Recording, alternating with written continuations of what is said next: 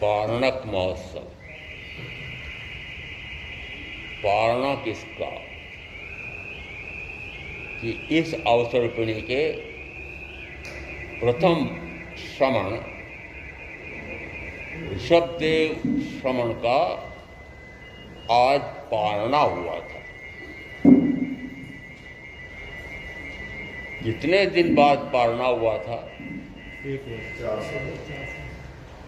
उन्होंने तो दीक्षा लेने के बाद, कोई कहते हैं 3 दिन का तेला हुआ था, कोई कहते हैं उन्होंने 6 माह तक का तो पहले प्रत्याख्यान कर लिया था, और उसके बाद वे प्रतिदिन आहार के लिए निकलते थे, परंतु प्रथम श्रवण थे, इसलिए जनता को ये ज्ञात नहीं था कि हमारे प्रथम राजा, अब इन राजा को क्या चाहिए जो हमारे यहाँ आ रहे हैं, तो राजा को देने योग्य जो भेंट होती है वे भेंटें तो कौन सा हीरे पन्ने माणक मोती सजा करके अपनी कन्याओं को लेकर के और उनको देने के लिए आते थे, और वे पुनः मौन वापस लौट जाते थे।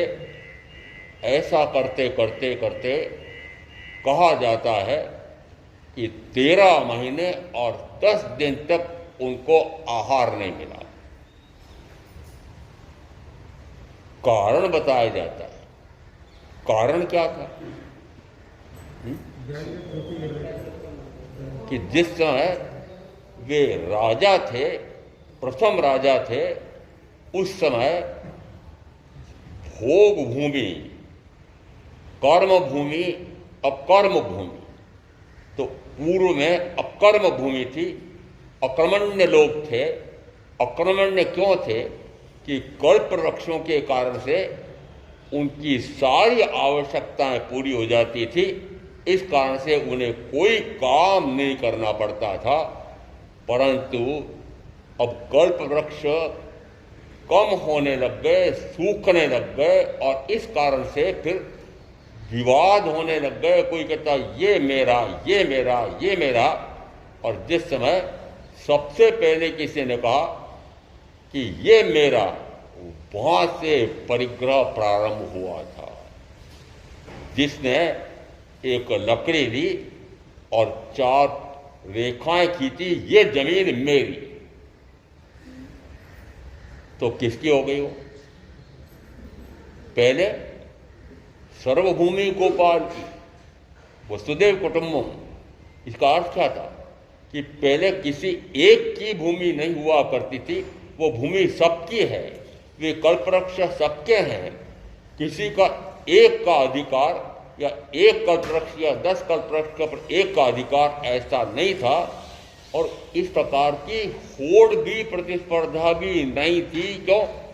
क्योंकि वो कल्पवृक्ष इस प्रकार के थे कि उनकी सारी आवश्यकताएं पूरी हो जाती हैं। वर्णन तो यहाँ तक मिलता है कि उस कल्पवृक्ष से उनको यदि बर्तन भांडे चाहिए तो वो कल्पवृक्ष वे भी दे देते थे।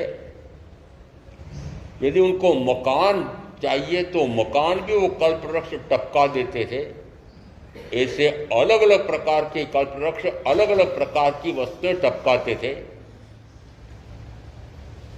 मैं तर्क से समझना चाहता हूं, मुझे इस प्रकार की बातों पर विश्वास नहीं आता है। ऐसा कैसे हो सकता है कि कल्पवृक्ष से सारी वस्तुएं मिल जाती है? तो मैं उदाहरण देता हूं कि यदि किसी ने देशी गाय पाली है, और अब वो देशी गाय पाली है, तो उस देशी गाय से उसको जो जो वस्तुएं चाहिए, क्या क्या चाहिए, वस्त्र चाहिए कि पात्र चाहिए कि कपड़े चाहिए कि जो जो मकान, धन, वैभव, भोग साधन जो जो चाहिए, वे सारे किसके कारण से उसको उपलब्ध हो रहे हैं? गाय के दूध के कारण। उस गाय के कारण। अर्थ क्या है? गाय सब दे रही है क्या? अरे गाय तो मात्र दूध दे रही है, परंतु दूध के कारण से वह सारी वस्तुओं की आवश्यकता की पूर्ति कर लेता है। ये तो समझते नहीं है। और समझते क्या है कि कल्प वृक्ष सारी वस्तुएं टपका देता है, और कौन कौन से कल्प वृक्ष कौन क्या क्या वस्तुएं टपकाता था ये भी वर्णन मिलता है हमारे यहाँ। मुझे बड़ा विचित्र लगता है। वस्तुतः वो कल्प वृक्ष होते कैसे थे कि उस कल्प वृक्ष का चाहे रस ले ले, चाहे पत्ते ले ले, चाहे उसका फूल ले ले, चाहे उसके ऊपर लगा हुआ फल ले ले, प्रत्येक हिस्से में इतना गरिष्ठ से गरिष्ठ, इतना बढ़िया से बढ़िया रस मिल जाता था कि उस समय के मनुष्यों की सारी आवश्यकताएं पूरी हो जाती थी।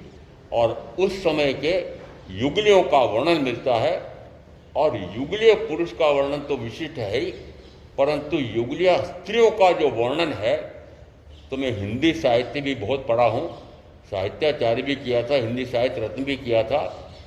उसमें यदि वह वर्णन सौंदर्य शास्त्र में रख दिया जाए तो ऐसा लगता है कि उस समय की स्त्रियां कैसी थी। इतने सुंदर, एक एक अंग का वर्णन कर रखा है कि प्रत्येक अंग उनका कितना सुंदर था।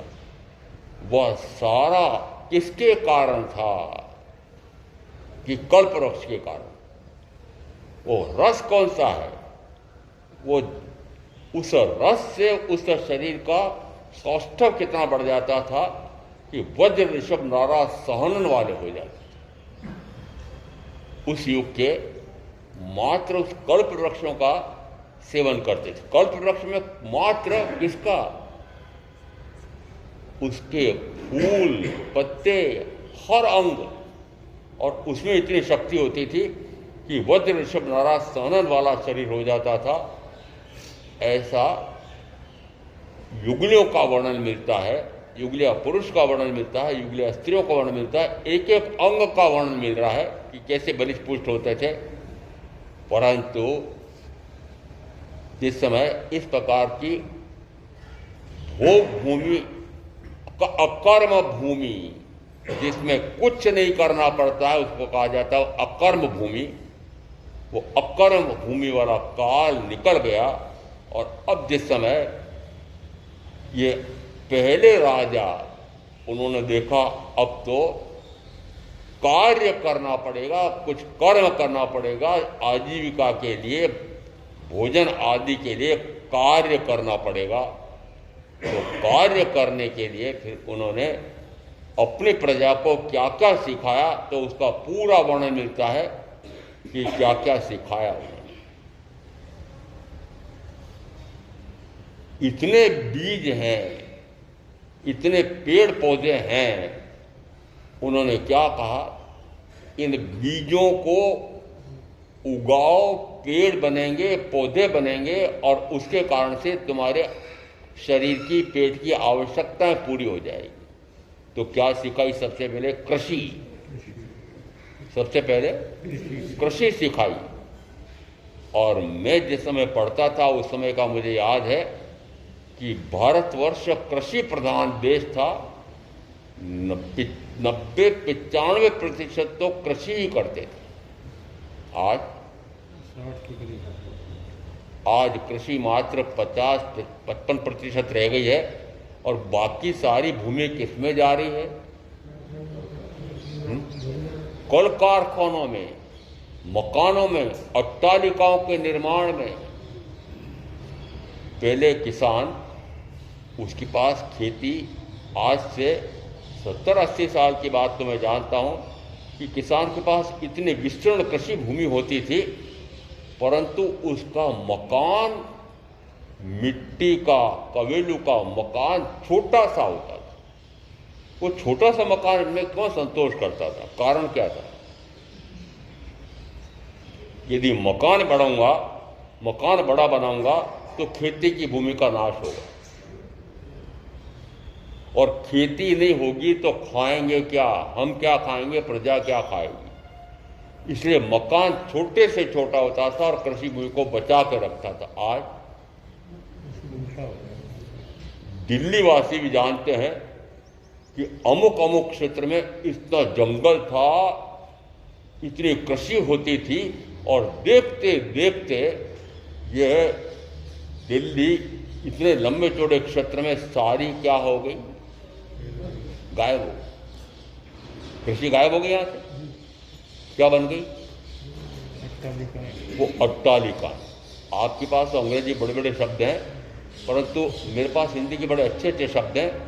इस प्रकार की अट्टालिकाएं जब बढ़ती जाएगी, इस प्रकार के भवन बढ़ते जाएंगे, इस प्रकार से उस समय के चक्रवर्तियों के भवन के समान आजकल इस प्रकार के भवन बन रहे हैं, तो उस भवन में वो कृषि की खेती जाएगी कि नहीं जाएगी। और उस समय के किसान ये मानते थे कि यदि हमारी खेती की जमीन इन कार्यों में चली जाएगी तो भूखे मरेंगे। तो सबसे पहले राजा ऋषभ ने अपनी प्रजा को कृषि सिखाई, और कृषि सिखाने के कारण से जिस समय उन्होंने सिखा करके फिर अनाज पैदा हुआ, अनाज को काटा, और अब वापस आए कि अब अनाज तो पैदा हो गया है, हमने काट भी लिया है, अब दाना कैसे निकाले। मुझे तो मुख्य बात वो कहनी थी, दाना कैसे निकाले। तो उन्होंने कहा भाई तुम्हारे खेती में बेल काम आते हैं, वो सारे बेल है ना, उन बेलों को, वो सारे जो तुमने फसल काटी है उसका ढेर लगाओ, और उस ढेर पर उन बेलों को घुमाओ। आपने देखा कभी ऐसा? जी जी देखा। तुमने देखा? हाँ, कहाँ से देखो तुम? आपने से किसी ने देखा? जिस समय इस प्रकार है उसको कहते हैं गाना, गा उन दाने को निकालने के लिए उन पशुओं को लगातार घुमाया जाता था। अब जैसे कहा कि उन पशुओं को इस प्रकार से उस पर घुमाना, अब उन्होंने घुमाना शुरू किया तो दाना खाने लग गए। फिर दौड़ गए कि वो तो हमारा सारा दाना खा रहे हैं, वो पौधे खा रहे हैं, वो तो सारे हमने वो जो निकाले थे खेती में से। तो फिर राजा ऋषभ ने क्या कहा, तीर्थंकर ऋषभदेव ने कहा कि राजा ऋषभ ने कहा, अरे तीर्थंकर ऋषभदेव ने कहा क्या, राजा ऋषभ ने कहा। क्या कहा कि ऐसा करो, उनके मुंह पर कुछ छीका बांध दो। छीका सिखाए, छीका कैसे बनेगा, और छीका बना करके फिर उनके मुंह पे बांधो और फिर घुमाओ। दाना निकाल लिया, खूंटे पर बांध लिया, और उसके बाद में उसको चारा, हरा चारा आदि सारे डाल दिए। रिजू और सरल कैसे थे वे कि जिस समय दाना रहा, जिस समय उन्होंने उनको घास डाल दी, फिर राजा ऋषभ के पास दौड़े गए, वो तो घास खा ही नहीं रहे। और तुमने छीका उतारा कि नहीं, वो तो नहीं उतारा, फिर छीका उतारे। अब देखो इतनी सी बात भी उनको समझ में नहीं आई, समझ में आता है। तो जिस समय छीका उतारा तब वो खाने लगे। वो छीका उन बेलों के मुंह पर 13 घंटे लगा रह गया होगा, तो 13 घंटे के कुछ ऊपर ऐसा लगा रहा हो गया। इस कारण से जिस समय ये राजा मुनि बने तो इनको 13 महीने 10 दिन तक वापस आहार नहीं मिला। किसके कारण नहीं मिला? कि उन्होंने इस प्रकार से उन बेलों को अंतराय दी, तो इनके अंतराय कर्म का बंद हुआ। इस कारण से इतने महीने तक इनको आहार की अंतराय लगी। 4 घाती कर्म है, 4 अघाती कर्म है। ये अंतराय कर्म किसमें है? घाती में क्या अघाती में? अघाती में। घाती कर्म किसमें? ये अंतराय कर्म घाती कर्म है कि अघाती कर्म है? कोई तो बोलो, एक ने उत्तर दिया वो ठीक नहीं है। अघाती है। घाती कर्म घाती कर्म है। घाती है ना, आत्मा के निज गुण की घात करने वाला। तो निज गुण कौन सा? ज्ञान नाम का मेरा निज गुण है वह ज्ञानावरणीय कर्म के कारण से प्रकट नहीं हो पा रहा है। दर्शन मेरा स्वयं का गुण है, दर्शनावरणीय कर्म मेरी द्वारा उपार्जित उसके कारण से मेरा स्वयं को अपना दर्शन नहीं हो पा रहा है।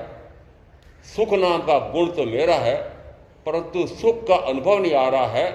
मात्र इंद्रिय विषयों के 5 इंद्रियों के माध्यम से मिलने वाले सुख को मैंने सुख मान रखा है, वो मोहनी कर्म के कारण से है।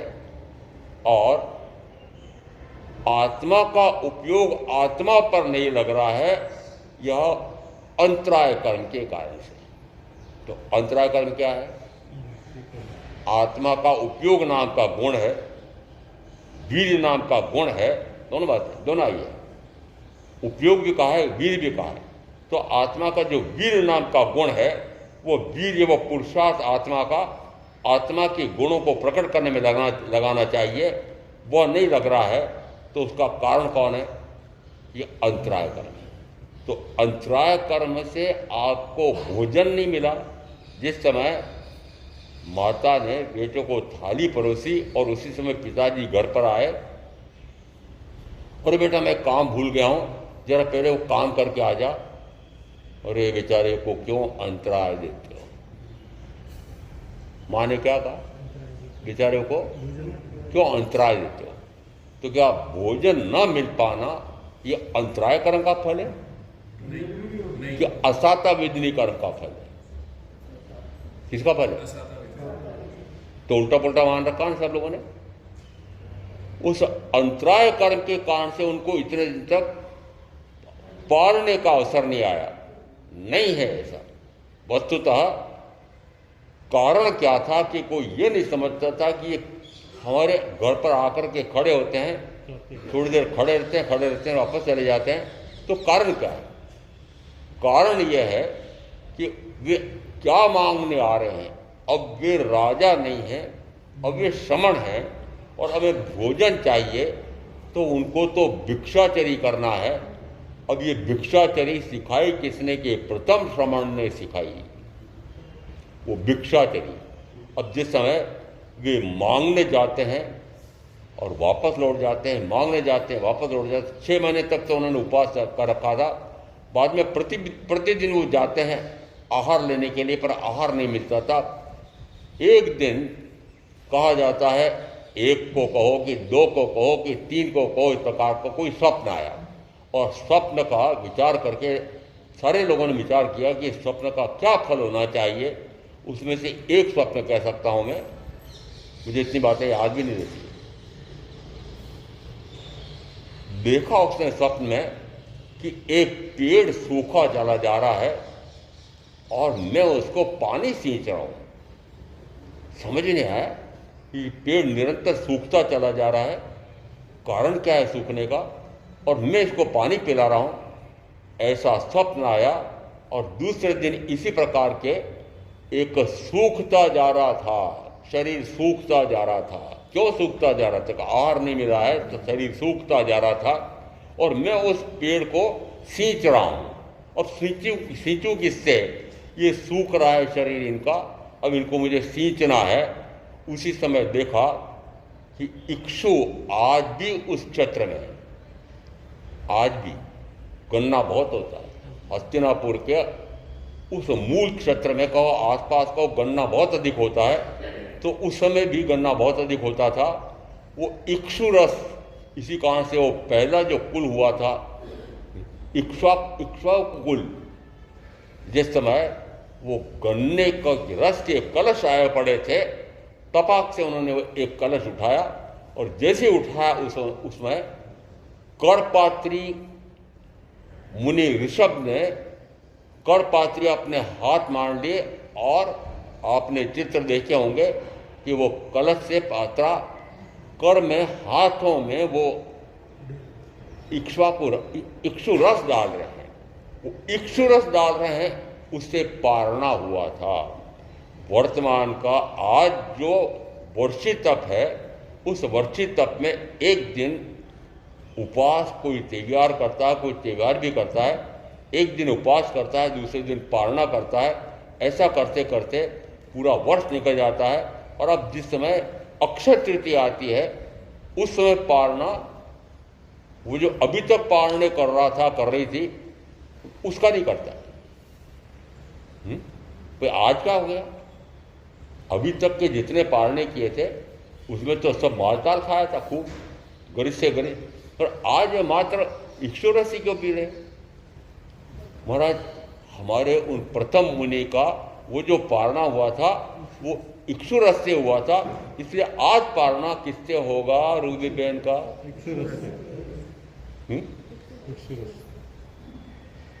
परसों पारना किससे किया था?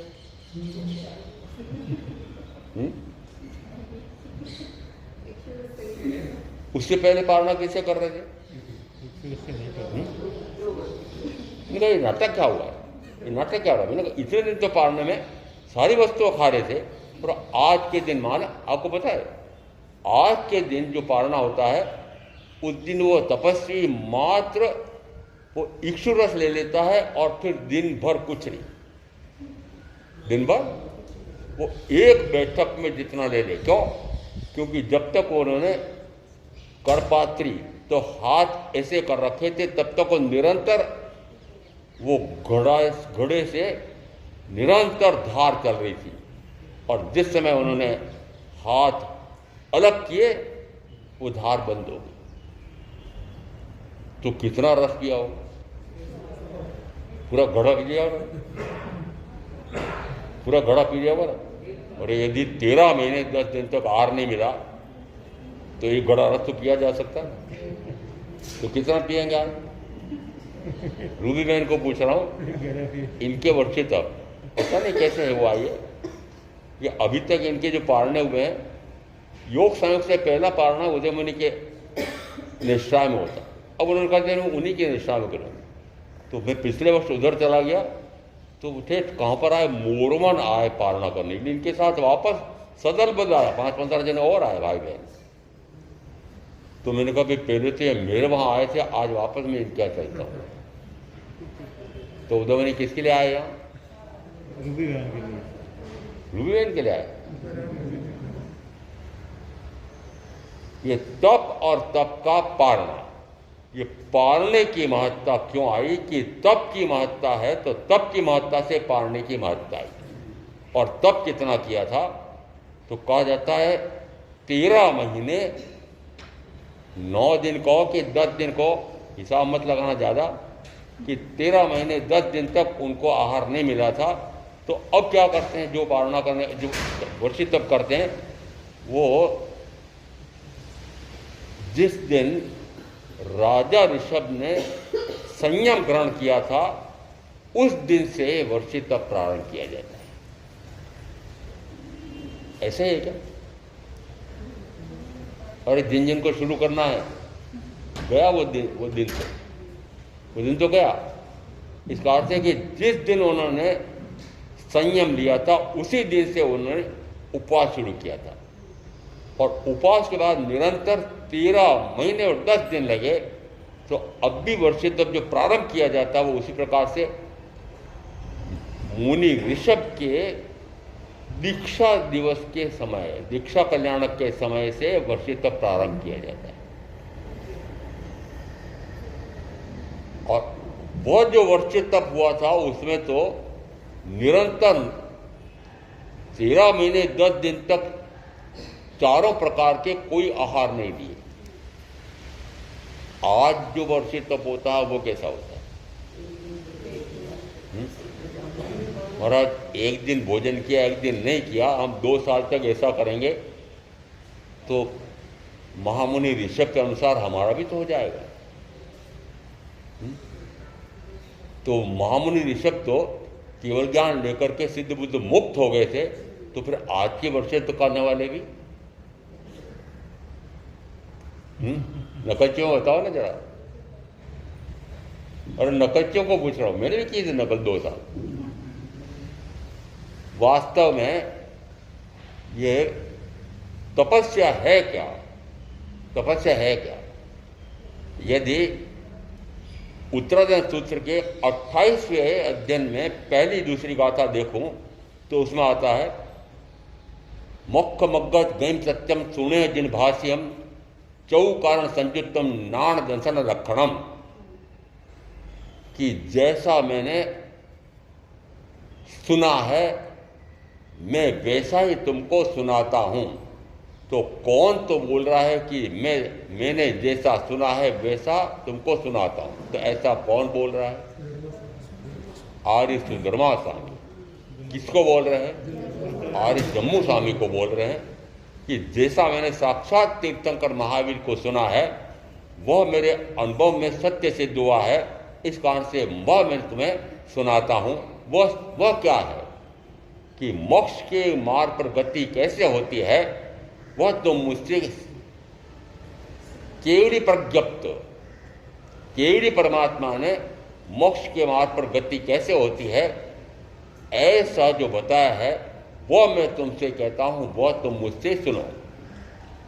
मुख्य मग्ग गई सत्यम सुने जिन भाष्यम चौकारण संयुक्तम नाण दर्शन लक्षणम, कि 4 कारणों से संयुक्त है और ज्ञान दर्शन लक्षणों वाला है।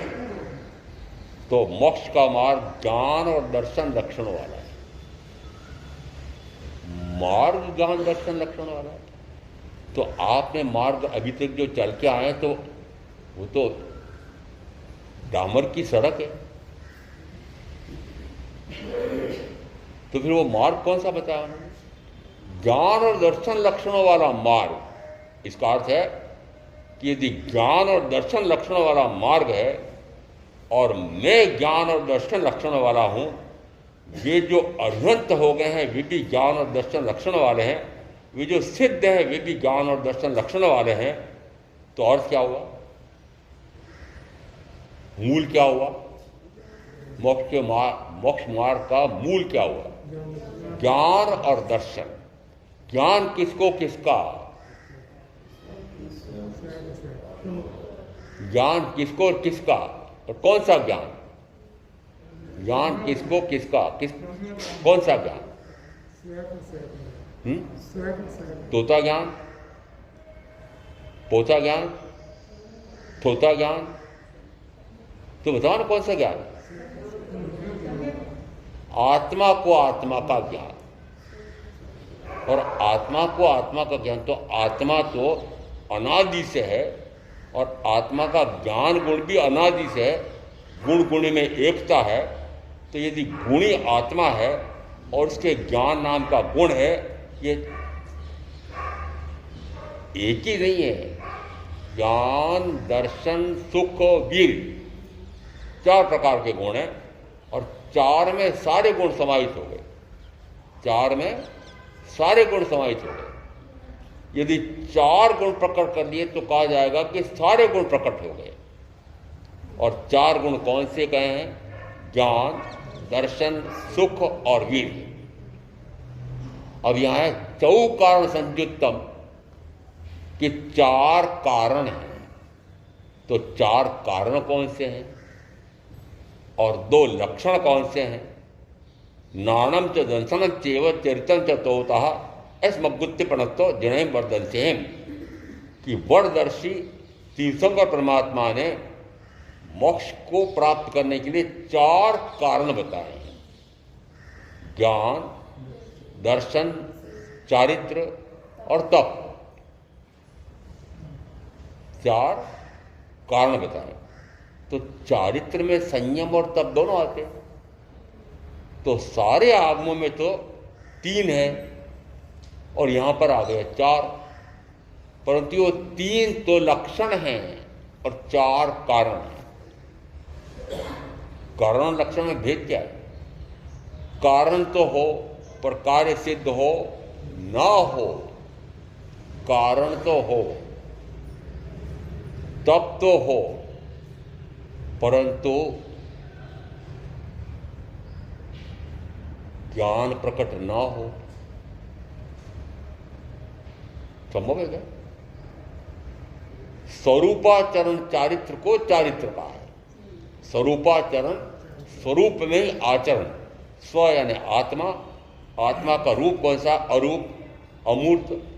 स्वरूप में ही चरण यानी निरंतर स्वरूप में ही विहरण, स्व में ही विहरण, स्वात्मा में विहरण, निरंतर अपने आप में ही रख, अपने आप को जानना, निरंतर अपने आप को देखना, निरंतर अपने स्वयं के सुख को अनुभव करना और निरंतर अपना उपयोग अपने आप पर स्थिर रहना।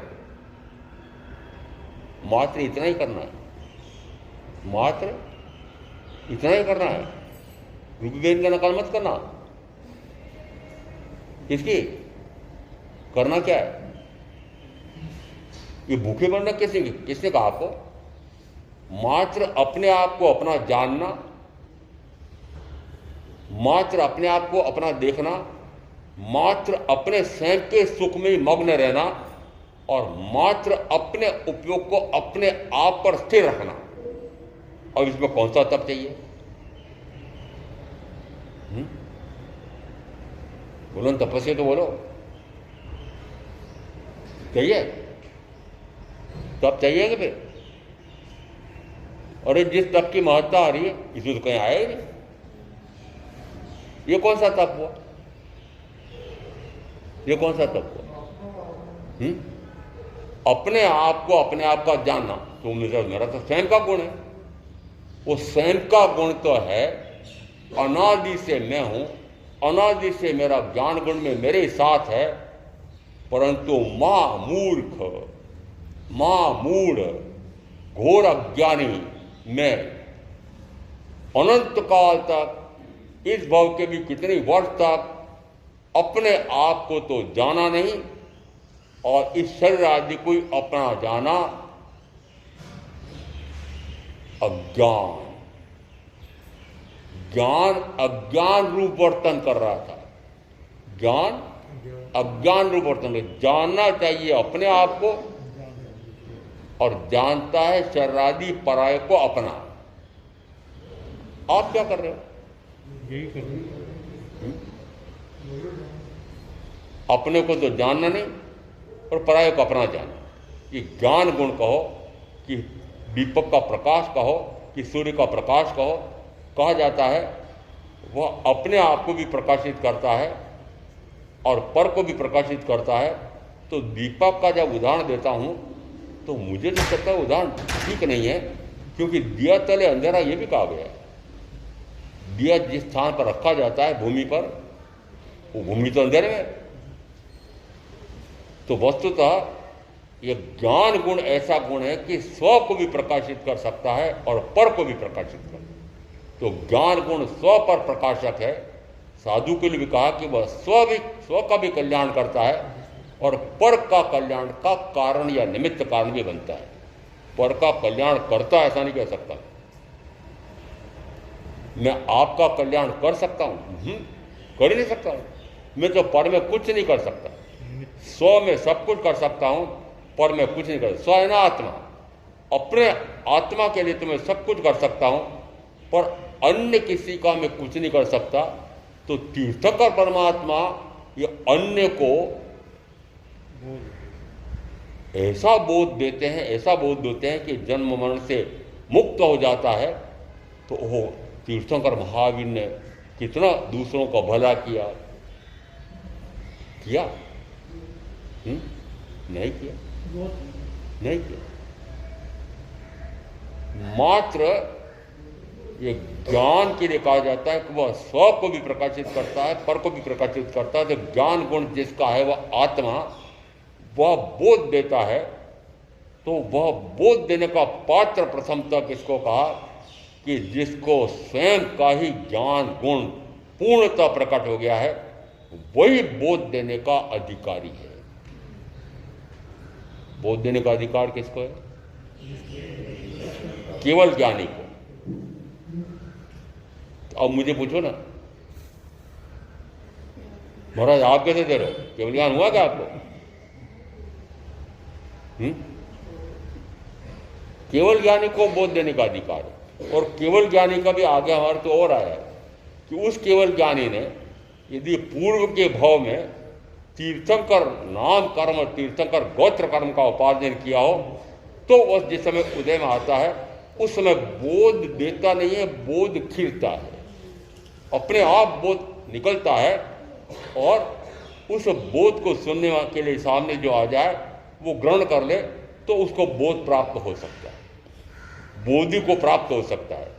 परंतु यदि सुनने के लिए जो आए हैं वो सारे भोट बुद्धि हैं, भोगी हैं, भोगलक्षी हैं,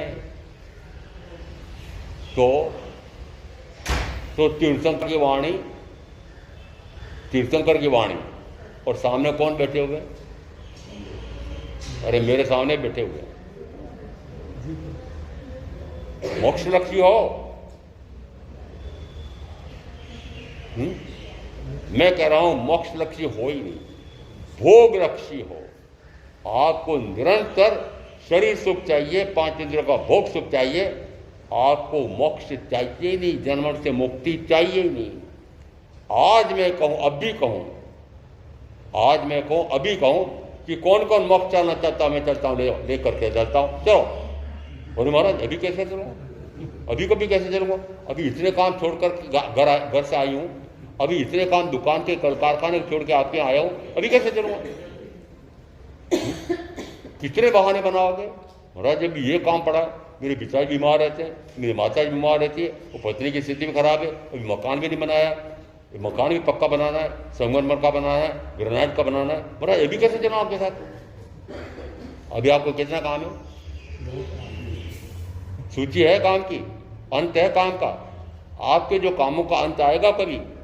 अरे आपके जिन जिन कामों को आप जहाँ सोच रहे हैं ये भी करना मुझे, ये भी करना मुझे, ये भी करना मुझे, ये भी करना है, उन कामों का तो अंत आएगा नहीं और आयुष का अंत आ जाएगा। जो जो आपके सामने समस्याएं हैं, कष्ट हैं, बाधाएं हैं, उन सबको आप मिटा करके जाएंगे। मैं नहीं मानता आप मिट जाएंगे पर वो समस्याएं नहीं मिटेंगी।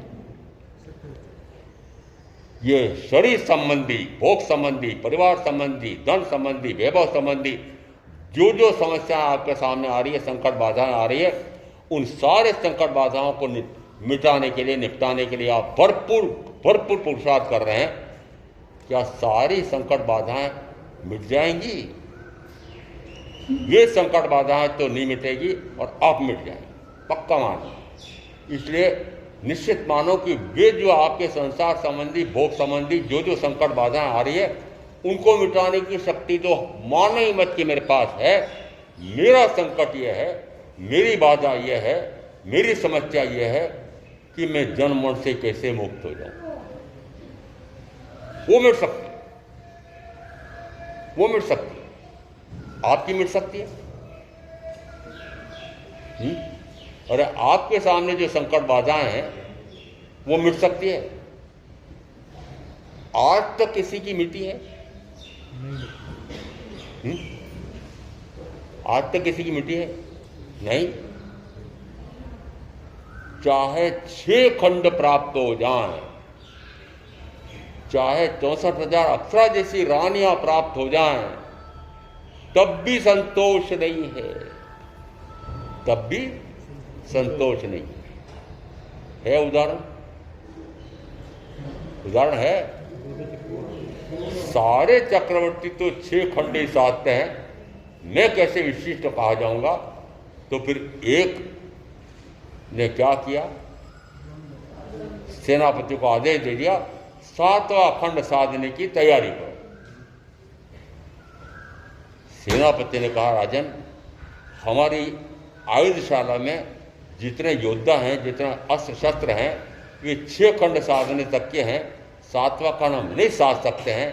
हमारे पास इस प्रकार के योद्धा, इस प्रकार के यंत्र, इस प्रकार के शस्त्र नहीं हैं।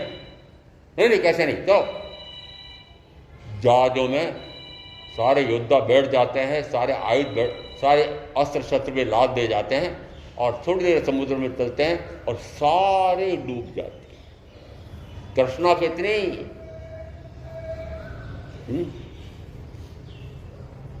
कितनी? 7वां खंड और साधु आपकी। महाराज हमारे लिए बार बार क्यों पूछते हो हमको जबरदस्ती? मैं आपका पूछ रहा हूं, आपको संतोष है? अरे जो आपको प्राप्त है उसमें आपको संतोष है? नहीं है। और जिसमें संतोष हो जाएगा। हमारे भारतवासियों के लिए कहा जाता था कि भारतवर्षी, भारत के निवासी बड़े आनंद में रहते हैं। विहार करते करते, बहुत पहले की बात है, मैं भी एक गांव में गया। झोंपड़ा तो बड़ा था, बाहर में बहुत बड़ा चबूतरा भी था, मिट्टी का ही था, कबील वाला ऊपर छत था। मैं जैसे पहुंचा, शाम को वो भाई आए, उनके उस मकान में रहने वाले। मैंने कहा, बाजी मजे में हो? हाँ महाराज, वो जो ऊपर वाला देता है उसी में संतोष करता हूँ। सूर्योदय होता है तो हल बैल लेकर जाता हूँ, दिन भर खेती करता हूँ, शाम को वापस आ जाता हूँ, थोड़ा विश्राम करता हूँ, भोजन करता हूँ, भजन करता हूँ, बड़े आराम में हूँ, बहुत मजे में हूँ, बड़े आराम में हूँ, बहुत मजे में हूँ। और ये कौन कह रहा है?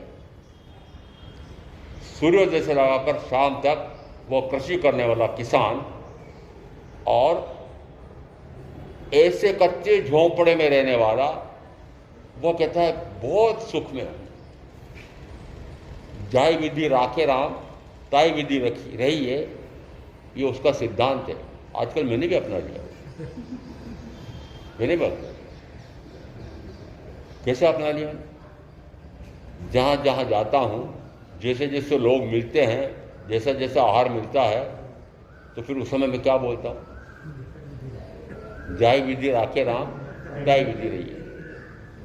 समझ आ रहा है क्या अर्थ है उसका? कि जैसा मिल जाए, कैसा मिल जाए?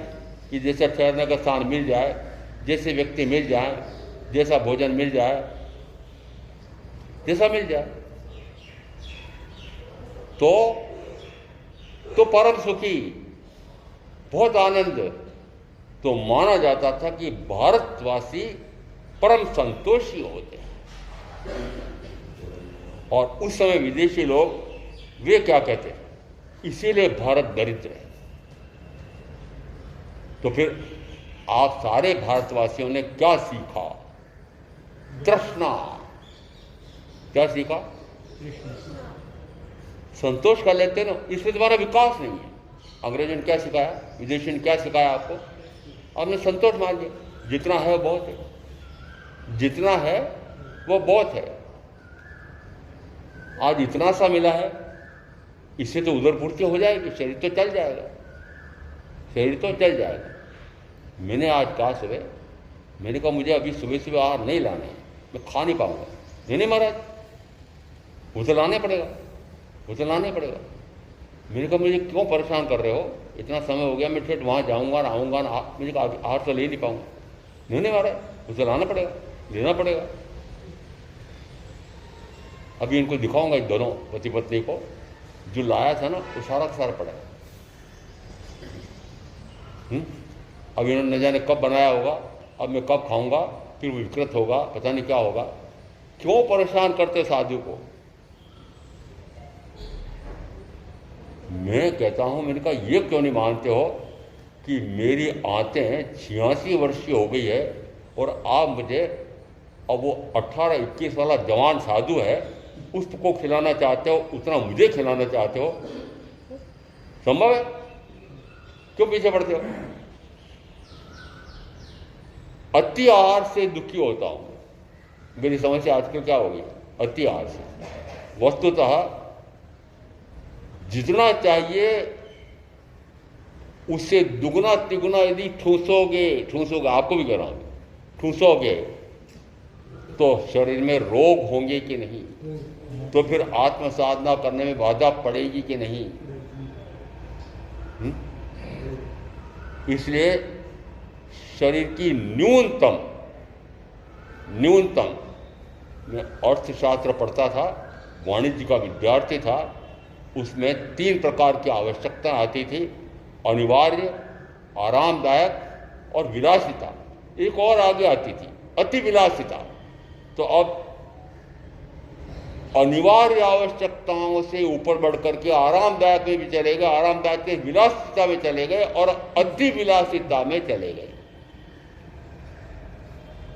यदि छोटा सा एक झोंपड़ा है और उस झोंपड़े में यदि 4 पीढ़ी के, कितनी पीढ़ी के, 4 पीढ़ी के हो सकता है 25-30 मनुष्य उस मकान में रह जाते थे, और आज मात्र 2 और वे 2 और 2 में वापस बेटा है तो शादी हो गई, वो महानगर में चला गया, विदेश में चला गया, बेटे वो वह चले गए, बेटी है तो वो भी चलेगी, शादी हो गई। अब बचे कितने? 2। और वो भवन बना है, कोठी बनी है, बंगला बना है, उसमें 40 व्यक्ति, 100 व्यक्ति, 100-200 व्यक्ति रह सकते हैं, इतना बड़ी कोठी है। और यदि 200 व्यक्ति रह सकते हैं, उस कोठी में रहते कितने? मुझे बड़ी सारडी में 2-3 इस प्रकार के मकान, वहाँ गया था मैं। महाराज मेरा ये 3 मंजिल का मकान है और इसमें बड़े बड़े 20 कमरे हैं और हम 2 बूढ़े रहते हैं, हम 2 बूढ़े रहते हैं। अच्छा, अब ये बताओ ये स्थिति क्यों बनी? ये स्थिति क्यों बनी? तो यदि मैं उनको पूछूं कि क्या बेटे बहू नहीं है? महाराज बेटे बहू भी हैं, पोते पोते भी हैं, और एक ने कहा महाराज पड़पोता पड़पोती भी हो गई है। तो मैंने कहा फिर वो कहाँ है? महाराज वो तो विदेश में चले गए, वो तो महानगर में बस गए। तो मैंने कहा आपने उनको महानगर में क्यों भेजा? महाराज भेजूं कैसे, वो तो रुकता ही नहीं था वो तो मैंने कहा कारण क्या था? कारण यह है कि आप सारे माता पिता ने अपने आगे की संतान को मात्र भोगों की पढ़ाई के लिए झोंक रखा है। बेटा खूब ऊंची पढ़ाई कर, खूब ऊंची अधिक से अधिक कमाई कर और खूब अधिक से अधिक 5 इंद्रियों का भोग लुप्त मजा ले। और आप पर आरोप लगा रहा हूं, आपने अपने बेटे बेटी को यही सिखाया है। अभी मैंने जो उदाहरण दिया है, उस समय के तो माता पिता संतोष सिखाते थे। आजकल के माता पिता संतोष नहीं, महत्वाकांक्षी बनाते। बहुत अंतर है शब्दों में। महत्वाकांक्षी व्यक्ति आगे बढ़ता है, संतोषी पिछड़ जाएगा। आपने संतोष धारण कर रखा है। और यदि मैं कहूं संतोषी सदा सुखी, और वो मेरे लिए कह सकता हूं संतोषी सदा सुखी, वो कारण क्या है कि न्यून से न्यूनतम आवश्यकताओं में भी काम पूरा हो सकता है। तो फिर अधिक क्यों परेशान कर देते मुझे? महाराज इतनी थेकलियां लगा रखी है, इतना जीर्ण शीर्ण हो गया है, ये ऐसा क्यों पहनते हैं? हमको शर्म आती है। लोग क्या कहते होंगे दूसरे कि महाराज के इतने करोड़पति अरबपति भक्त हैं और ये महाराज कैसे फटीचर ऐसे जीर्ण शीर्ण कपड़े पहनते हैं, ऐसे मेले कुचले पहनते हैं। तो मैंने कहा चलो आज से बदलो।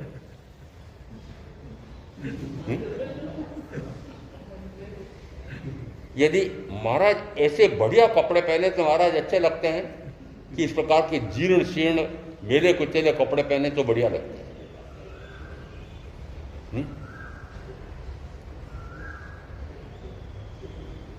मेरे तो परम आराध्य महामुनि महावीर नग्न थे, मैंने तो फिर भी कपड़े पहन लिए। और कपड़े यदि इस प्रकार के हैं कि उसमें छेद पड़ गए हैं, फट गया है, महाराज जैसा पहन रखा। और मैंने कहा पहन तो रखा ना। आप अपने से तुलना क्यों करते हो? एक गांव में विहार करके हम पहुंच रहे थे, तो वहां ग्रामवासियों ने कहा कि महाराज के आगे पीछे तो कारें चल रही, आगे पीछे तो कारें चल रही, ये महाराज पैदल चलते हैं। ये इन सेठियों को ये समझ में नहीं आता है कि महाराज को पैदल क्यों चल, कार में क्यों नहीं बिठा ले आते? समझ में आ रहा है? तो महाराज को आप कैसा बनाना चाहते हैं? आपके जैसा। और देख लेना अन्य जितने भी धर्म है भारतवर्ष में, उन धर्मों में जो सन्यासी हुए थे वे सारे सन्यासी कैसे रह रहे हैं आजकल? कारोबार गृहस्थों के समान रह रहे हैं। तो उन सन्यासियों की कद्र, नहीं, आदर, सम्मान मैं देखता हूँ व्यवहार होता है तब पता नहीं कितने दूर वो बैठा है, वहां से ऊंचा हाथ करता है, हाथ जोड़ता है। तो इतना आदर सम्मान जैन साधु साधियों का क्यों है? ये बाहर में इस प्रकार का त्याग तप है, इसका महत्व है। और उस अपेक्षा से महत्व नहीं मानना कि जितनी जितनी आवश्यकताएं बढ़ती जाएगी, जितना जितना वह भोगवादी होता जाएगा, लक्ष्य भटक जाएगा। यदि मैं आगमों का संदर्भ दूं तो साधु को क्या मानता है? शरीर ही परिग्रह है। ये हमारे प्रतिबंध में बात है, शरीर ही परिग्रह है। यदि शरीर ही परिग्रह है तो फिर शरीर सुख के लिए जितना परिग्रह इकट्ठा करूंगा वह क्या है? महापरिग्रह। और यदि मेरे परम आराध्य महामुनि महावीर अपरिग्रही, अकिंचन्य, अकिंचन्य यानी गरीब से गरीब व्यक्ति, उसको कहते हैं अकिंचन्य, और मैं रईस दिखूं, ऐसा आप क्यों सोचते हैं? ऐसा क्यों सोचते हैं? जिस समय ज्ञान, दर्शन और चारित्र तीन का है, तो ज्ञान यानी आत्मज्ञान, दर्शन यानी आत्मदर्शन, चारित्र यानी स्वरूपाचरण चारित्र। आचारांग आदि का ज्ञान तो हो, आत्मज्ञान हो न हो, नव तत्व आदि का श्रद्धान तो हो, आत्मश्रद्धान हो, आत्मदर्शन हो न हो, पांच महाव्रत चारित्र तो हो, परंतु स्वरूपाचरण चारित्र हो न हो। अर्थ क्या निकल रहा है? ये बाह्य में जो ज्ञान, दर्शन और चारित्र है, यहां शब्द क्या रहा है? क्या ये मोक्ष का मार्ग बन गया? नहीं। मोक्ष का मार्ग क्या है? ज्ञान दर्शन लक्षणों वाला मोक्ष का मार्ग है। इसका अर्थ है कि आत्मा को आत्मा का ज्ञान प्रकट हो जाए, आत्मा को आत्मा का दर्शन प्रकट हो जाए, तो मोक्ष का मार्ग बना, तो वो आत्मा मोक्ष मार्गी है, तो निश्चित रूप से मोक्ष की प्राप्ति है। और मोक्ष की प्राप्ति क्या है? मोक्ष कहीं बाहर है क्या? मोक्ष बाहर नहीं है, वो मोक्ष लोकाग्र पर नहीं है। मैं मोक्ष स्वरूपी ही हूं। आत्मसिद्धि शास्त्र में एक गाथा है, तू छो मोक्ष स्वरूप, कि तू स्वयं मोक्ष स्वरूपी है। यह आत्मन तू स्वयं मोक्ष स्वरूपी है। मोक्ष स्वरूपी है ना, जन्म से मुक्ति वाला ही वास्तव में है। ये तेने भ्रांति पाल दी है। भ्रांति कौन सी? बाहर सुख है, शरीर में सुख है, इंद्रिय विषयों में सुख है, भोगों में सुख है, धन वैभव में सुख है, पद प्रतिष्ठा में सुख है। ऐसे बाह्य में कितने सुख ढूंढ रखे हैं, बाहर में सुख है। व्यक्ति में, वस्तु में, स्थिति में, परिस्थिति में सुख है। व्यक्ति श्रेष्ठ से श्रेष्ठ मिलना चाहिए, अनुकूल से अनुकूलतम मिलना चाहिए, वस्तु अनुकूल से अनुकूलतम मिलना चाहिए। व्यक्ति, वस्तु, स्थिति, स्थिति मेरे बिल्कुल अनुकूल से अनुकूलतम हो, परिस्थितियां सारी जैसी मैं चाहता हूं वैसी की वैसी हो। व्यक्ति, वस्तु, स्थिति, परिस्थिति में सारे आगे गिने ना, यह अनुकूल से अनुकूलतम हो सकते हैं। और यदि अनुकूल से अनुकूलतम हो जाए तब भी उनसे आपको सुख प्राप्त होगा। क्या सुख व्यक्ति, वस्तु, स्थिति, परिस्थिति में है? क्या सुख बाहर में है? क्या सुख पुद्गल में है, पौद्गलिक शरीर में है, पौद्गलिक इंद्रियों में है? उस भव्य भवन में सुख है, कोठी बंगले में सुख है, 1 करोड़ की कार में सुख है। हाँ ना तो बोलते जाओ। नहीं, आप कहाँ ढूंढ रहे हो? वही लोग आप कहाँ ढूंढ रहे हो? आज बढ़िया तोड़ पट्टा पहना है, महाराज बहुत सुखी है ना? तो सुख किसमें है? ये चकाचक तो बढ़िया तोड़ पट्टे में सुख है। अरे इंद्र, उन्हें मुझे समझता नहीं कुछ। सुख किसमें है? चकाचक कपड़े पहनो, उसमें सुख है। ये सारे कह रहे हैं, सारे भगत क्या कह रहे हैं? सारे भगत कह रहे हैं वो भोजन में सुख है। सुबह सुबह मैंने कहा नहीं, मैं नहीं ले रहा हूँ, अभी नहीं लाऊंगा मैं, ये प्रवचन सारे कार्यक्रम के बाद जाऊँगा। नहीं मानो ले लो, नहीं मानो ले लो। तो इन्होंने क्या माना, दोनों जनों ने, राहुल भाई रूबी बहन ने क्या माना? भोजन में सुख है, पारण में सुख है, तप में सुख नहीं है।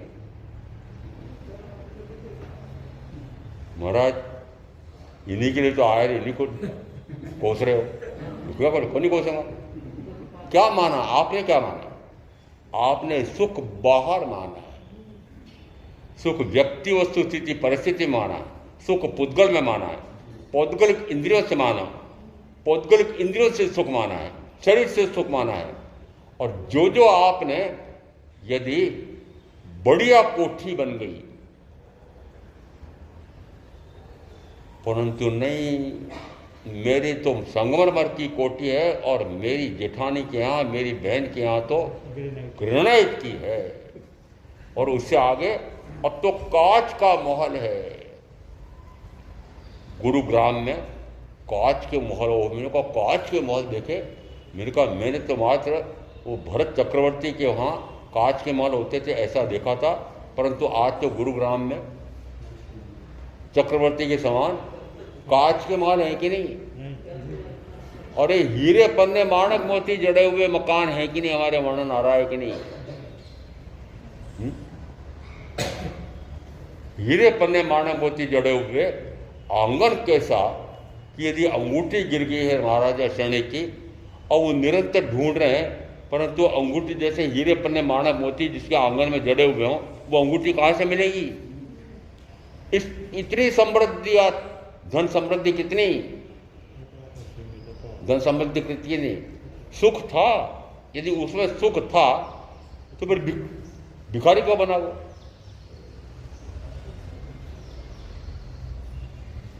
अरे आप श्रेष्ठियों को पूछ रहा हूं, अरे भिखारी बने कि नहीं जी? कौन?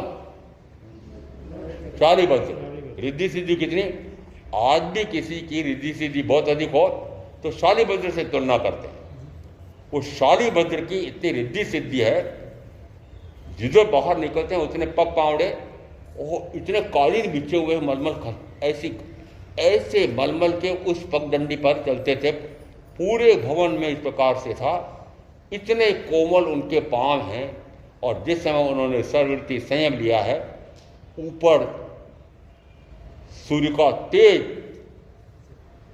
ताप है, गर्मी है, नीचे पांव जल रहे हैं, खाने के लिए कुछ मिला नहीं है, निरंतर भ्रमण कर रहे हैं, निरंतर भ्रमण कर रहे हैं।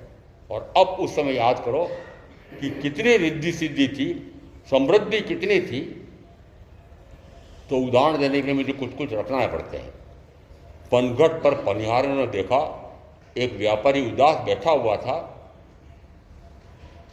दया आई उन पर, एक किसी ने कहा, व्यापारी भाई उदास कैसे बैठे हो? क्या करूं मैं, पूरी राजधानी में घूम करके आया, परंतु मेरे ये कंबल नहीं बिके। अरे तुम मेरी सेठानी क्या नहीं गए, माजी के नहीं गए? चलो मेरे माजी क्या, चलो। जैसे ही अपनी माजी के पास लेके गई और परिचय दिया और कहा कि वे मैं ऐसे कंबल लाया हूँ। कितने हैं? कि 16 हैं। कितनी कीमत है? 1.25 लाख सोनैया है। और मुझे तो 32 चाहिए थे। तो व्यापारी ने कहा, एक कंबल की कीमत 1.25 लाख सोनैया है। हाँ, मैंने सुन लिया था, मैंने सुन लिया था। सर 16 है तो 16 ही दे दे। एक के 2 टुकड़े करके अपनी बहुओं को दे दिए और कुछ दिन वापरा, फिर फेंक दिए। आज भी बहुत सारी ऐसी बहनें हैं कि नई से नई साड़ी परिधान पहन करके आई कि इसलिए कि पहन के जा रही हूँ, इस प्रकार की पोशाक पहन के जा रहा हूँ कि मेरे समान और पोशाक वाला आज कोई सभा में नहीं मिलेगा। पर देखा कि उसी प्रकार के परिधान को पहनी वो एक और बहन है, एक और भाई भी है। घर गई, वापस बाजार में गई, इन्हें ऐसा दे कि और किसी के पास नहीं। ये किसी दशा है। कितने वस्त्र परिधान है आपके पास? आपके पास पूछूं, एक भाई मुझे चौमासा पूरा होने के बाद, महाराज कपड़ा ले लो, तो चौमासा पूरा हो गया। मैंने कहा अच्छा कपड़ा तो मैं ले लूँ, पहले मुझे ये बताओ। पहले मैंने भाई को पूछा, मैंने कहा आपके पास कितने जोड़ी कपड़े हैं? महाराज गिनती नहीं। बहन को पूछा, महाराज 450 500 तो होंगे। कितने? 450 500। कितने वेश? सीमा है? सीमा है? मानने वाले किसको? अरे महामुनि महावीर, उनकी दशा देखो, उनके पास कितना परिग्रह था। और अब तुलना करो कि अपने पास कितना परिग्रह है। यदि महावीर अकिंचन्य है, अपरिग्रही हैं, भोजन करने के लिए उनके पास पात्र भी नहीं है, यहां तक कि पिच्चर कमंडल भी नहीं है, कुछ नहीं है, वो कारण क्या है? एक दिन मैंने कहा तो पिच्ची कमंडल नहीं, ऐसे कैसे हो सकता है? मैंने कहा इसलिए हो सकता है कि रात्रि में, वे तो दिन में भी ध्यान में मग्न रहते थे, तो रात्रि में तो ध्यान में मग्न रहते ही थे, एक ही स्थान पर खड़े रहते थे। इसका अर्थ है कि उनको यदि चलने की जरूरत नहीं है तो पिछी कहाँ जरूरत है? और यदि भोजन उनका मात्र 12.5 वर्ष में 349 पारने हुए, और वो पारने में बस वापस पारना कैसा है? उड़द के बाकुले आदि सूखा। तो फिर जो मल द्वार होगा, क्या वो खराब होगा? दोनों एक होगा कि नहीं होगा? नहीं होगा। आदिवासियों का मैंने देखा है, आदिवासी जिस समय जंगल जाता है उस समय जंगल जाके आ जाता है। क्यों? क्योंकि मल द्वार खराब होता ही नहीं है। और जो स्वस्थ से स्वस्थ देशी गाय है, वो जिस समय देखना, उसका जो पोटा निकलता है, उसका मल द्वार लेस मात्रा में चिपकता नहीं उस पर। इसका अर्थ क्या है कि जिस प्रकार का भोजन होगा उस प्रकार का मल द्वार पर वो चिपकाव होगा। इसका अर्थ है कि महावीर को किसी की भी जरूरत नहीं लगती थी, इतने अकिंचन्य महावीर। ऐसे अकिंचन्य हमारे महामुनि ऋषभदेव। और अब यहाँ हम तुलना करें कि ऐसा तो उनका मुनि अवस्था का दृश्य है और ऐसा उनका भोजन है। भोजन कैसा है? अभी प्रथम श्रवण उनके भोजन का वर्णन तो अभी मात्र पारने के भोजन में आ रहा है कि मात्र इक्षु रस लिया है। हमारे महावीर का तो आचारांग सूत्र के प्रथम सुस्कंद में 9वें अध्याय में वर्णन मिलता है कि उनका भोजन कैसा होता है। इसका अर्थ है कि महावीर का भोजन यदि इस प्रकार का है, नग्न दिगंबर है, तो अब मेरा भोजन कैसा होना चाहिए? फिर मेरे वस्त्र कैसे होने चाहिए? नग्न होना चाहिए कि नहीं होना चाहिए?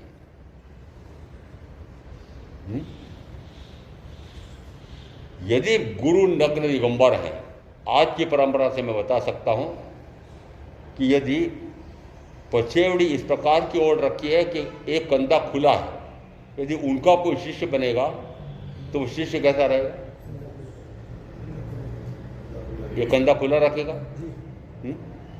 और यदि अन्य किसी का शिष्य होगा तो पछेवड़ी इस प्रकार से उड़ता है कि दोनों कंधे ढके रहते हैं, तो शिष्य कैसा रहेगा? देखिए, यदि गुरु इस प्रकार से नग्न दिगंबर है तो शिष्य कैसे होंगे?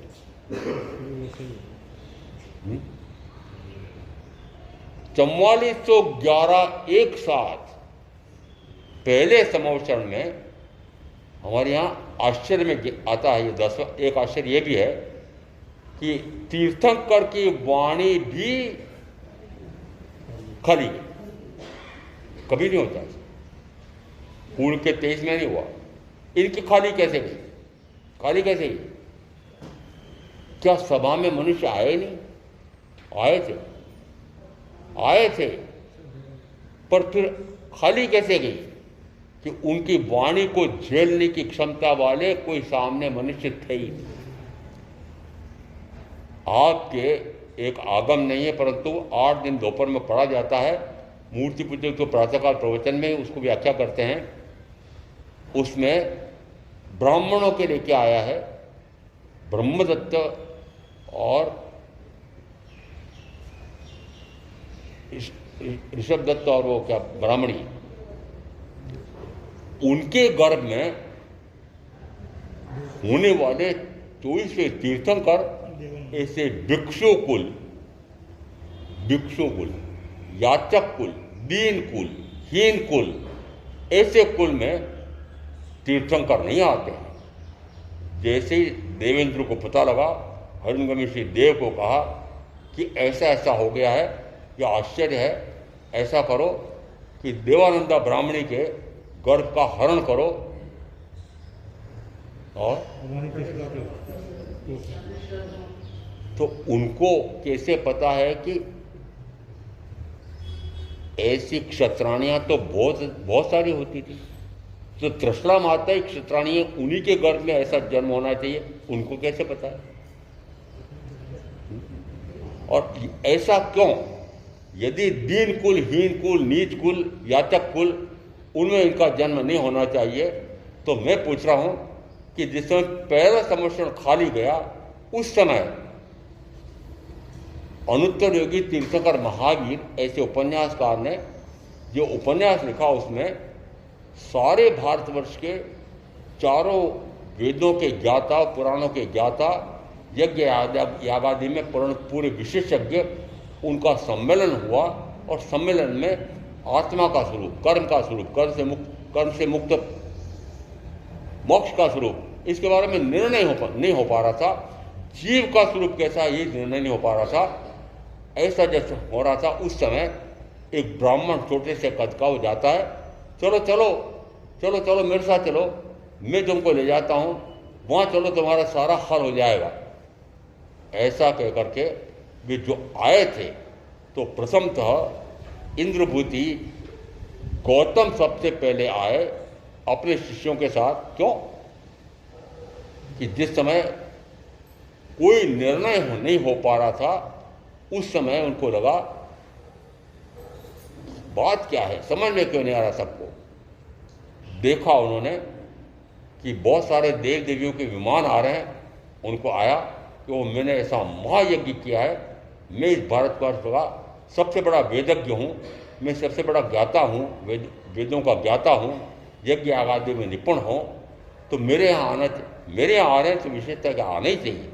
परंतु जिस समय देव देवी के विमान घूमने लगे, दूसरी तरफ मुड़े, उनको तुरंत आया ये कौन ऐसा ब्रह्मजालिया उत्पन्न हो गया है कि जिसके भ्रम में पढ़ करके इधर घूम रहे हैं, अभी जाकर के शास्त्रार्थ करके पछाड़ता हूँ।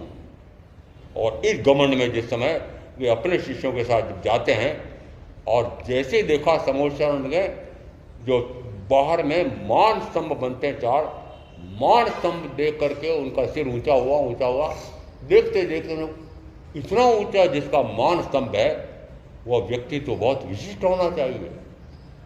इसका अर्थ है कि जिस समय वे जाकर के बैठते हैं, उस समय जैसे गौतम तुम आ गए, अच्छा हुआ, ये मेरा नाम कैसे जानते? इंद्रभूति तुम आ गए, अच्छा हुआ, ये मेरा नाम। फिर बोलते नहीं मैं इतना प्रसिद्ध नाम तो जा। फिर बोले तुमको क्या जीव का स्वरूप ज्ञात नहीं है? मेरी शंका कैसे जाने, जीव का स्वरूप कैसा है? वस्तुतः वे क्या मानते थे कि एक ऐसा है कि जो शुद्ध पुरुष है, पुरुष, और 24 कर प्रकृतियां हैं। ये कर प्रकृतियां 5 इंद्रियां, 5 भोगेंद्रियां, 5 कर्मेंद्रियां, 5 तन्मात्रा, 20 चित्त बुद्धि मन अहंकार, ये 24 तो कर प्रकृतियां हैं, और 25वां पुरुष आत्मा। 25वां पुरुष तो परम शुद्ध है, निर्विकारी है, कूटस्थ नित्य है, उसमें तो कभी विकार आते ही नहीं है। जैसे ही तीर्थंकर महावीर ने कहा हे इंद्रभूति तुम कहते हो सत्य है, आत्मा तो निर्विकारी ही है, आत्मा में विकार आ ही नहीं सकते हैं। आत्मा विकारी हो ही नहीं सकता। उसका त्रैकालिक गुण है निर्विकार। आत्मा का गुण कैसा है? निर्विकार, कोई भी विकार नहीं आ सकते हैं। और आज ये कह रहा हूं, ध्यान रखे सुन लेना, अशुभ तो विकार हैं जो हैं, शुभ भी विकार है। क्यों? अशुभ भी गति में ले जाता है और शुभ से पुण्य का उपार्जन होता है, वह भी गति में ले जाता है। और गति कोई सुखदायक नहीं है, इसलिए गति से मुक्ति की साधना करना है तो गति से मुक्ति की साधना करने के लिए वो आत्मा का निर्विकार स्वरूप प्रकट करना पड़ेगा। कौन सा स्वरूप?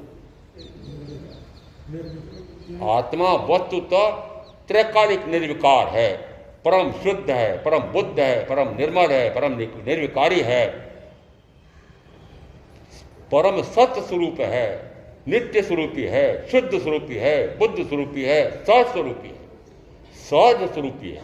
यह आत्मा का त्रैकालिक गुण है। यह आत्मा के त्रैकालिक गुण का अर्थ होता है अनादि से यह गुण है, वर्तमान में भी और अंतकाल तक रहेगा। तो मेरी ऐसा मेरा गुण है, अनादि से मैं जानना जानना जानना, ऐसा मेरा अनादि का गुण है। केवल ज्ञान मेरे पास अनादि से है, अनंत ज्ञान मेरे साथ अनादि से है, तो फिर मैं अज्ञान में क्यों घूमता फिरा? ये मैं केवल ज्ञान गुण संपन्न हूँ, मैं अनंत ज्ञान गुण संपन्न हूँ, ऐसा मुझे ज्ञात ही नहीं हुआ। कब तक नहीं हुआ? कि जब तक मनुष्य भाव नहीं मिला। और मनुष्य भाव में मिल रहा तब भी नहीं ज्ञात हुआ जब तक मैं आर्य क्षेत्र में नहीं जन्मा, आर्य कुल में नहीं जन्मा, तब तक इस प्रकार का ज्ञान और भान हो नहीं सकता। और मेरा मैं कह सकता हूँ अनंत काल तक तो मुझे ज्ञान और भान नहीं हुआ। इस भव के भी बहुत सारे वर्षों तक ज्ञान और भान हुआ ही नहीं। भोगों में मग्न, डट करके चक करके भोगने वाला। परंतु जिस क्षण ज्ञात हुआ, अरे तू तो मोक्ष स्वरूपी है, तू तो सह स्वरूपी है, तू तो मात्र ज्ञान स्वरूपी है, मात्र दर्शन स्वरूपी है, न कर्म स्वरूपी है, न कर्म फल स्वरूपी है, तू तो मात्र ज्ञाता दृष्टा सर्वभ्रमणता, ज्ञाता दृष्टा सर्वभ्रमणता मात्र तेरा काम है। अपने आप को जानना, अपने आप को देखना, अपने आप में निरंतर रमते रहना, ऐसा तेरा त्रैकालिक स्वभाव है। ऐसा जिस समय ज्ञात हुआ उस समय सर्ववृत्ति संयम, और उसके बाद में निरंतर साधना क्या कि मात्र अपने आप को जानूं, शरीर आदि सबको पराया जानूं, मात्र अपने आप को देखूं, शरीर आदि सब पर्व को पराया जानूं और परे कर दूं, मात्र अपने स्वयं के सुख में मग्न रहूं, 5 इंद्रियों के माध्यम से मिलने वाले जड़ का पान न करूं और मात्र अपना उपयोग अपने आप पर स्थिर करूं, अन्य पर लेश मात्र न जाने दूं। ऐसा मेरा त्रैकालिक गुण ज्ञान दर्शन सुख वीर्य, और ये ज्ञान दर्शन सुख वीर्य ये 4 घाती कर्मों के कारण से प्रकट नहीं हो पा रहे हैं। 2 तो आवृत हैं और 2 विकृत हो रहे हैं। जिस समय केवल प्रज्ञप्त वाणी सदगुरु के माध्यम से सुनने का अवसर मिले, उस समय क्या करना है कि अपने को अपना जानना है, शरीर आदि पराये को पराया जानना है और परे कर देना है। अपने को अपने रूप देखना है, पराये शरीर आदि को देखना ही नहीं है, और दिखे तो पराया दिखे और परे कर दे। अपने आप के स्वयं के सुख में विहरण करना है, 5 इंद्रियों के माध्यम से मिलने वाले जड़ से परे, और अपने आप का उपयोग अपने आप पर स्थिर करना है। उस समय कहा जाता है ज्ञानावरणी, दर्शनावरणी, मोहनी, अंतरा ये कर्म स्वतः क्षीण हो रहे हैं। ऐसा तत्व का स्वरूप समझकर में आप जो साधना करेंगे उनका अवश्य कल्याण होगा। ओम शांति।